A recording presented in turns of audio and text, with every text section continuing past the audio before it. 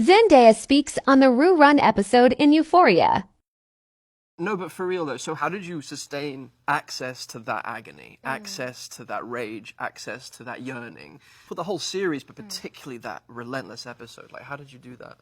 I don't know. You know, it's hard to say that there's any specific process for that, right? I feel like when it comes to Rue, at least for me, my experience with her is I've had the privilege of playing her for a while, right? So I've had the luxury of living in her skin for a bit, and the closeness that I share with Sam, who you spoke of, is a huge part of that, because I think Rue is very much based on him as a teenager, and I think a lot of the pain that he went through, and now him being able to turn it into something quite beautiful and express it through Rue.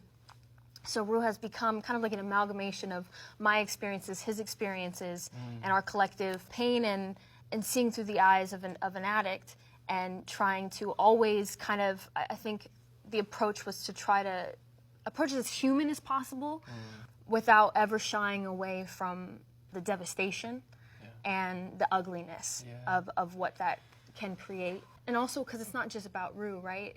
That whole kind of opening, it's about an entire family and friends and loved ones that are affected by that pain as well. And you have to show that, and you have to go there.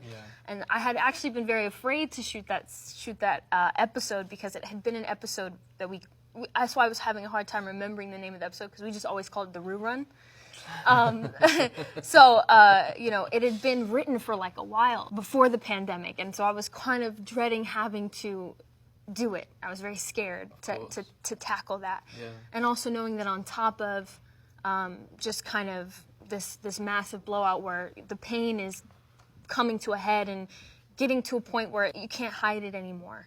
And then on top of that, she's going through withdrawal. So that's like a whole nother physical thing and aspect to kind of keep inside your brain, while also trying to like understand everything else that's happening.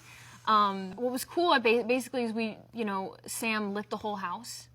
So we usually with Euphoria, it's like things are very structured shots, right? And to try to give the show that feels very chaotic some type of structure, a lot of dollies and a lot of calculated kind of camera movements. For that, it was all Marcel, our incredible cinematographer, Marcel Rev. He was, had it on his shoulder the whole time and was moving with me. And I think it becomes like a dance, when you have that camera operator that understands.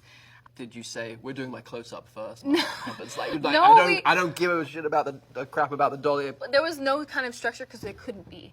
There had to be a level of volatility and unpredictability to her mood and where it was going to go. So we just started from the beginning.